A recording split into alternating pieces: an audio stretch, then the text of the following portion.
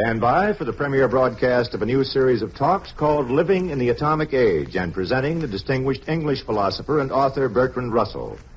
And be sure to continue listening to ABC this evening for the important forum, America's Town Meeting of the Year. Each week, qualified experts are invited to town meeting to discuss a pertinent problem of our time. Tonight, Dr. Charles S. Johnson, president of Fisk University, and Mr. Stanley High, author and editor, debate the provocative question, are we losing our moral courage?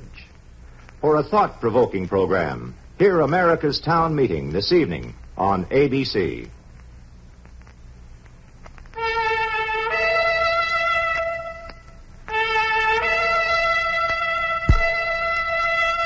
The Public Affairs Department of the American Broadcasting Company presents the first in a series of 6 transcribed lectures entitled Living in an Atomic Age by the distinguished English philosopher, mathematician, sociologist, and author Bertrand Russell. The subject of the first lecture is Present Perplexities. Lord Russell. The present time is one in which the prevailing mood is a feeling of impotent perplexity. We tell each other dreadful stories of atom bombs and hydrogen bombs, of cities exterminated, of Russian hordes, of famine and ferocity everywhere.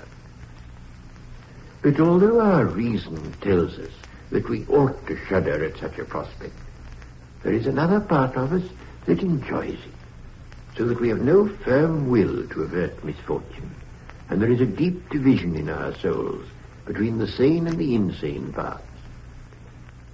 In quiet times, the insane parts can slumber throughout the day and wait, but in times like ours, in time as well, and all rational thinking becomes pale and divorced from the will. Our lives become balanced on a sharp edge of hypothesis. If there is to be a war, one way of life is reasonable. If not, another. To the majority of mankind, such a hypothetical existence is intolerably uncomfortable, and in practice they adopt one hypothesis or the other, but without complete conviction.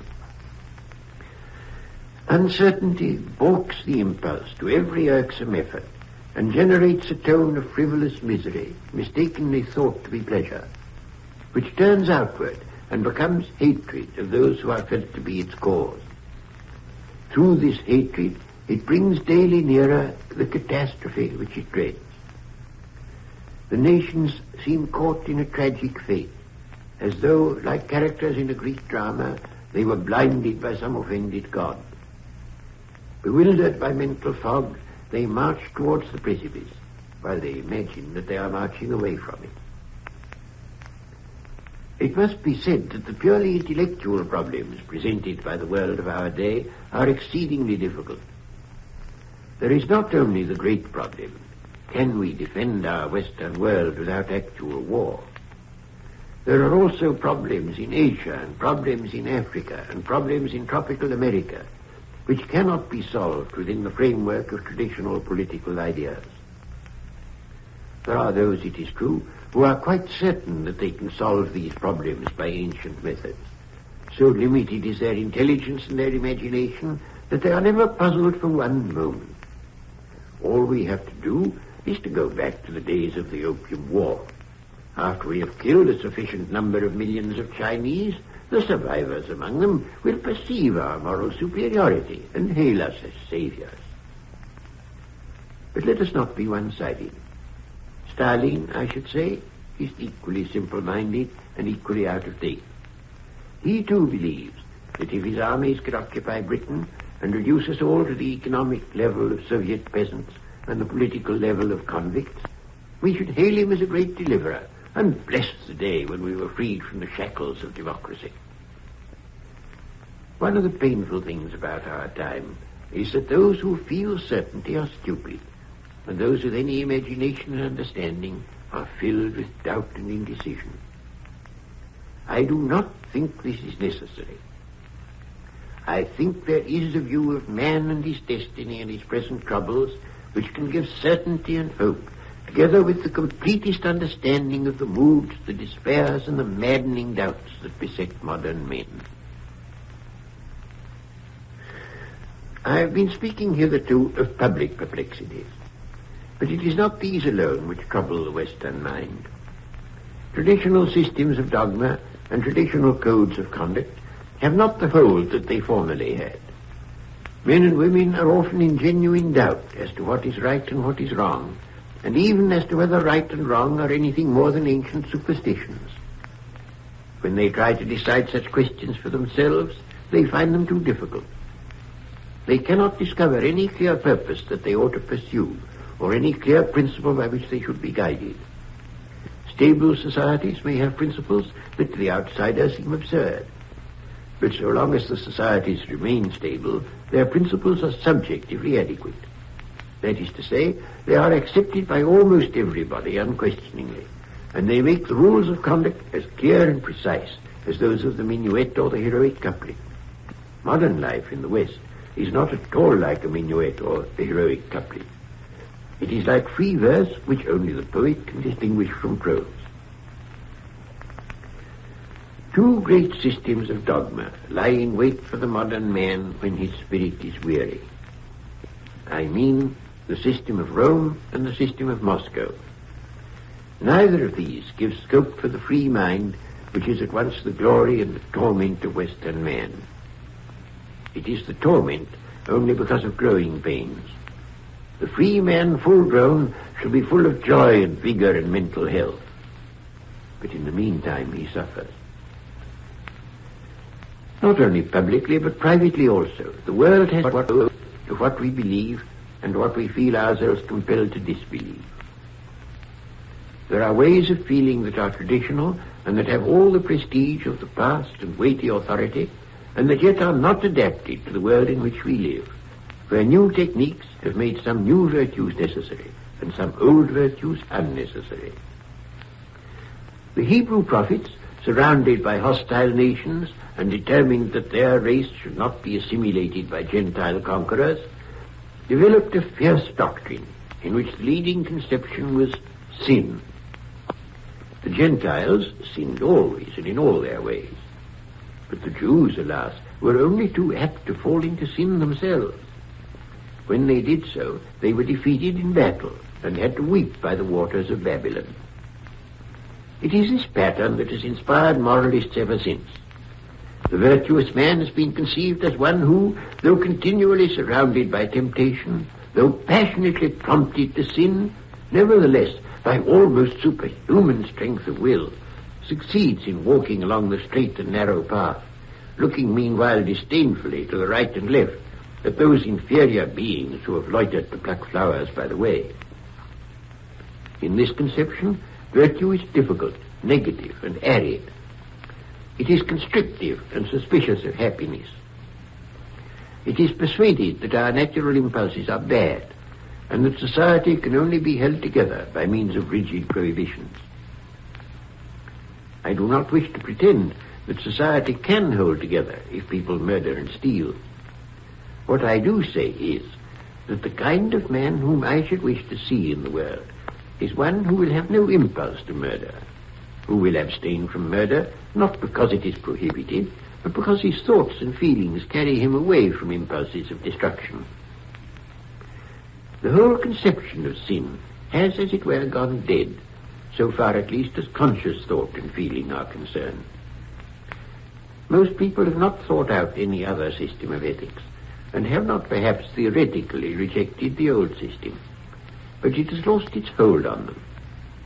They do not murder or steal as a rule, because it would not be to their interest to do so, but one cannot say as much for their obedience to the seventh commandment. They have, in fact, no wish to conform to the ancient pattern. The publican thanks God that he is not as this Pharisee, and imagines that in so doing he has caught the point of the parable. It does not occur to him that feeling superior is what is reprehended, and that whether it is the publican or the Pharisee who feels superior is an unimportant detail. I should wish to persuade those to whom traditional morals have gone dead, and who yet feel the need of some serious purpose over and above momentary pleasure, that there is a way of thinking and feeling which is not difficult for those who have not been trained in its opposite, and which is not one of self-restraint, negation, and condemnation. The good life, as I conceive it, is a happy life. I do not mean that if you are good, you will be happy. I mean that if you are happy, you will be good. Unhappiness is deeply implanted in the souls of most of us.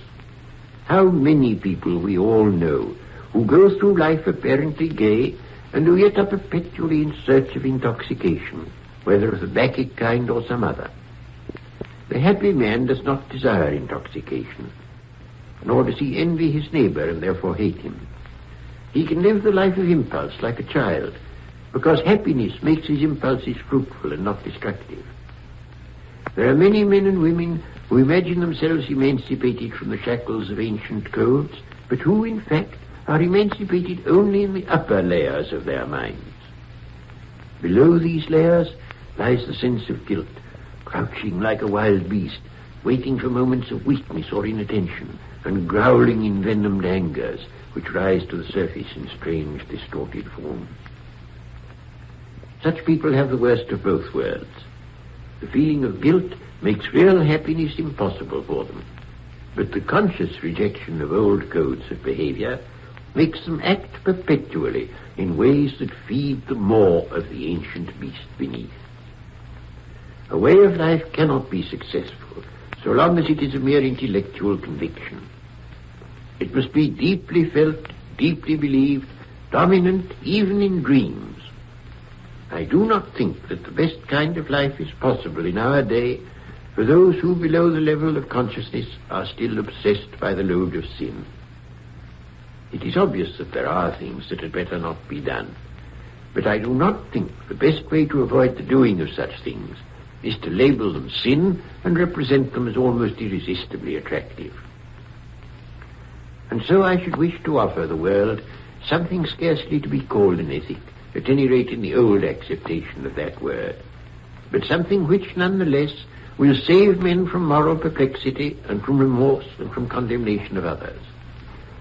What I should put in the place of an ethic is, in the old sense, is encouragement and opportunity for all the impulses that are creative and expansive. I should do everything possible to liberate men from fear, not only the conscious fears, but the old imprisoned primeval terrors that we brought with us out of the jungle. I should make it clear, not merely as an intellectual proposition, but as something that the heart spontaneously believes, that it is not by making others suffer that we shall achieve our own happiness, but that happiness and the means to happiness depend upon harmony with other men. When all this is not only understood but deeply felt, it will be easy to live in a way that brings happiness equally to ourselves and to others.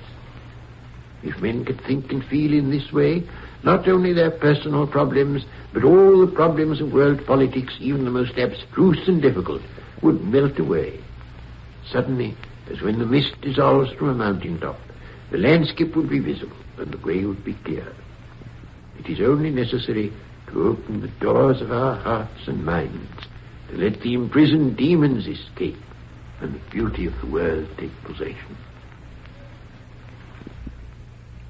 You have just heard the first in a series of 6 lectures by Bertrand Russell entitled Living in an Atomic Age. This has been a transcribed feature of the Public Affairs Department of ABC in cooperation with the British Broadcasting Corporation.